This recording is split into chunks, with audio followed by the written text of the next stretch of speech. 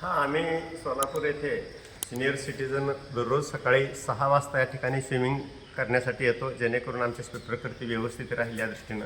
मात्र कॉर्पोरेशननं जे काही टेंडर दिलेलं आहे त्याच्याकडून कुठल्याही प्रकारची सुविधा व्यवस्थित मिळत नाही.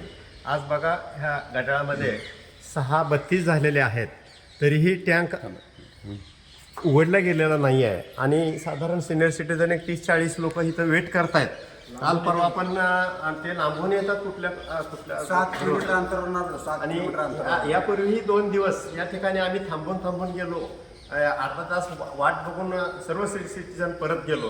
हे चालू करत नाही, पाण्याचं फिल्टर चालू करत नाही, पाणी क्लिअर स्वच्छ ठेवत नाही, दररोज वेळेवर उघडत नाही. 6चं टायमिंग असताना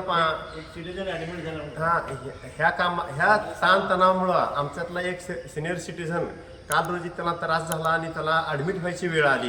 की कॉर्पोरेशन याची निश्चित दखल घ्यावी आणि हे जे कॉन्ट्रॅक्ट कुणाला दिलेलं आहे ते कॉन्ट्रॅक्टरनं व्यवस्थित टँक चालवला गेला पाहिजे, वेळेवर उघडलं गेलं पाहिजे, पाणी स्वच्छ ठेवलं पाहिजे, अशी आमची रास्त मागणी आहे. आणि या सिनियर सिटीजनचा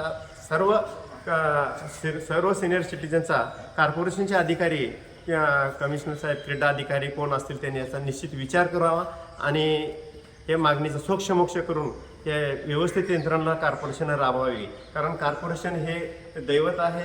सिनियर सिटीजन नागरिकांची सेवा करण्याची त्यांची जबाबदारी आहे.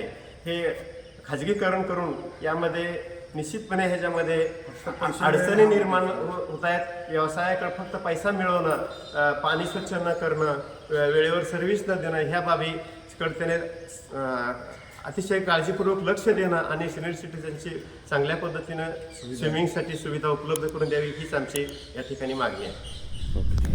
हे स्विमिंग टँकचं फिल्टर आहे. हे फिल्टर कधीही चालू नसतं, कधी इतर थोड्या पद्धतीनं चालू होतं. त्याच्यामुळं पाण्याचे या ठिकाणी क्लिनिंग होत नाही.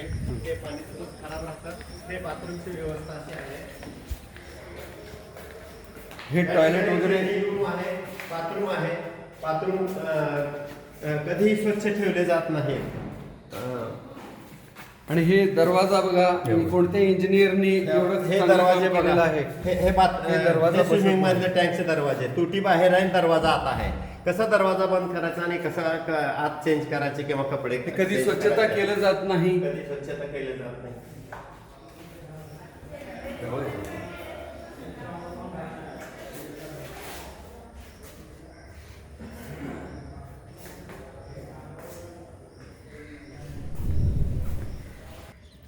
हे आजची स्थिती ही अशा प्रकारची आहे. कालच आम्ही या ठिकाणी आलो होतो, मात्र गेट बंद होतं आणि हे उघडलं नव्हतं. 6:30 वाजता त्यांनी गेट उघडलं आणि आमचे काही लोक स्विमिंगला ह्या ठिकाणी आले. मात्र त्यांनी स्विमिंगचा गोविंद गोलावट्टी ते आमचे सहकारी या ठिकाणी स्विमिंग करत असताना त्यांनी ते गॅसचा पाईप पाण्यात टाकला आणि त्यांना त्या गॅसचं जे काही केमिकल आहे त्यांच्या तोंडात गेलं आणि त्यांना त्याचा खूप त्रास झाला, क्लोरीनचा.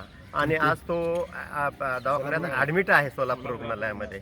ही बाब कॉर्पोरेशनने अतिशय गांभीर्याने घेतली पाहिजे आणि ह्या लोकांची स्विमिंग करणाऱ्या लोकांची या ठिकाणी सोय केली पाहिजे.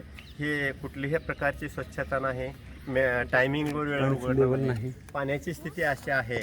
या प्रायव्हेटला कोणी लक्ष देणारं आहे का नाही, हे असा प्रश्न आमच्या सर्व वाले आहे का नाही ह्याला कोणी, असं आमच्या पुढं हा प्रश्न पडलेला आहे. याची जरूर कॉर्पोरेशनने, आयुक्तांनी, क्रीडा अधिकाऱ्यांनी त्याची दखल घ्यावी आणि स्विमिंग टँकची सेवा आम्हाला चांगल्या पद्धतीने द्यावी.